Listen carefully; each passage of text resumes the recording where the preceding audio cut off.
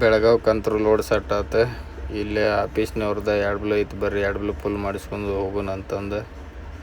ನಮಸ್ಕಾರ ರೀ ಎಲ್ಲ ದೊಡ್ಡ ಮಂದಿಗೆ. Welcome to Dhanveer trekking. ನಾ ಇವತ್ತು ಕೊಪ್ಪಳದಾಗಿದ್ದ ಬೆಳಗಾವ್ಕ್ಕೆ ಲೋಡ್ ಮಾಡಕ್ಕೆ ಹೊಂಟೇನಿ ನೋಡ್ರಿ. ಹಂಗೆ ಲೋಡ್ ಮಾಡೋಕ್ಕಿಂತ ಮೊದಲು 2 ಬ್ಲೂ ಒಂದು ಕಮ್ಮಿ ಇತ್ತು. ಇಲ್ಲೇ ಆಫೀಸ್ನವ್ರದ್ದು 2 ಬ್ಲೂ ಸ್ಟೇಷನ್ ಇತ್ತು.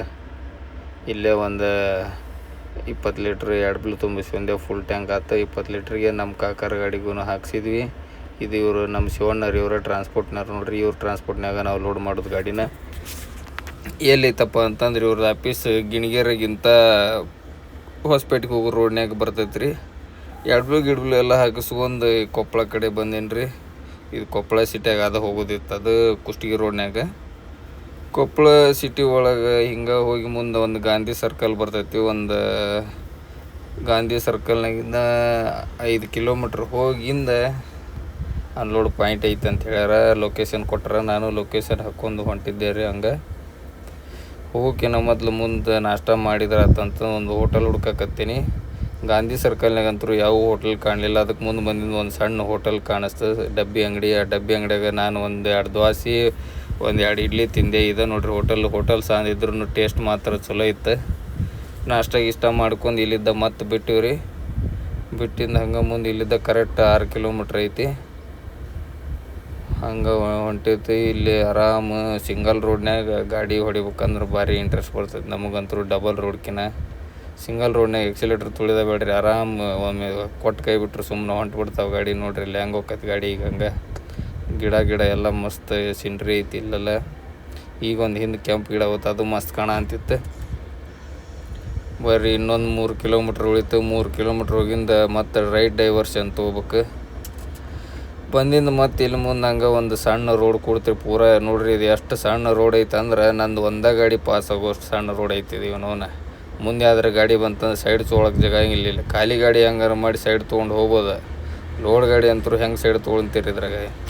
ಒಟ್ಟು ನಾವು ಇಂಥ ಅಡ್ವೆಂಚರ್ ಒಳಗನ ದಾರಿ ಒಳಗನ ಕಳಿಸ್ಬಿಡ್ತಾರೆ ಇವ್ರು ಶಿವಣ್ಣರು ನಮಗೆ. ಇಲ್ಲಿ ನೋಡ್ರಿ ಮತ್ತೆ ಹೇರ್ ಪಿನ್ ಕಟ್ ಅದಾವ ಇದಕ್ಕೆ ಬೇರೆ. ಇಲ್ಲೇ ಬಂದ್ವಿ. ಇಲ್ಲಿ ಫ್ಯಾಕ್ಟ್ರಿ ಸನಿಯಕ್ಕೆ ಬಂದ್ವಿ. ಈಗ ಇಲ್ಲಿ ಫ್ಯಾಕ್ಟ್ರಿ ಅಂದರೂ ಗುಡೌನ್ ರೀ. ಅದು ಏನದು ಲೋಡ್ ಅಂತಂದ್ರೆ ಈಗ ಇವು ಒಲಿ ಇರ್ತಾವಲ್ರಿ, ಇವು ಒಲಿ ಒಳಗೆ ಕೆಂಡ ಹಾಕುವಂಥವು ಬೆಂಡ್ ಟೈಪ್ ಬರ್ತಾವೆ. ಬೆಂಡ್ ತಯಾರು ಮಾಡ್ತಾರೆ ಇವರು. ಶೇಂಗಾ ಚಟ್ಟ ಅದು ಇದು ಏನೇನೋ ಮಾಡಿ ಪ್ರೆಸ್ಸಿಂಗ್ ಮಾಡಿ ಅವನ್ನ ಚೀಲ ಹಾಕಿ ಲೋಡ್ ಮಾಡ್ತಾರಂತೆ. ಅದನ್ನು ಲೋಡ್ ಮಾಡೋಕ್ಕೆ ಹೊಂಟಿದ್ದೆ ನಾನು. ಇನ್ನೇನು ಇದು ಕಾಣುತ್ತಲ್ಲ, ಈ ಗುಡೌನ್ ದಾಟಿಂದನ ಮುಂದೆ ನೆಕ್ಸ್ಟ್ ಬರೋ ಗುಡೌನ ಈಗ ನಾವು ಹೋಗೋದು ಜಾಗ ರೀ. ರೋಡ್ ಬ್ರೇಕ್ ಇಡ್ಬೇಕು ಎಲ್ಲ ಹಾಕಿಬಿಟ್ರೆ. ಇಲ್ಲಿ ಸಣ್ಣ ರೋಡ್ನಾಗ ಏನು ದೊಡ್ಡ ಗಾಡಿ ಅಡ್ಡಿಡ್ಬೇಕು. ಇಲ್ಲಿ ಯಾವ ಮಂದಿ ಮನೆ ಅದಾವ ಅನ್ನೋ ರಂಗ ರೋಡ್ ಬ್ರೇಕ್ ಹಾಕ್ಯಾರ ಮಕ್ಳು ಇವರು.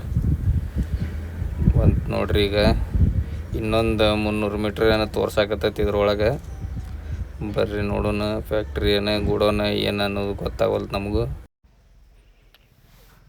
ಫ್ಯಾಕ್ಟ್ರಿ ಬಂದಿದ್ದ ಸೀದಾ ಕಾಟ ಗೀಟ ಮಾಡಿಸಿ ಸೀದಾ ಒಳಗೆ ಹೊಡೆದ ಬಿಟ್ಟೇನಿ ರೀ. ಗಾಡಿ ಲೋಡಿಗೆ ಹಚ್ಚಬಿಟ್ರೆ.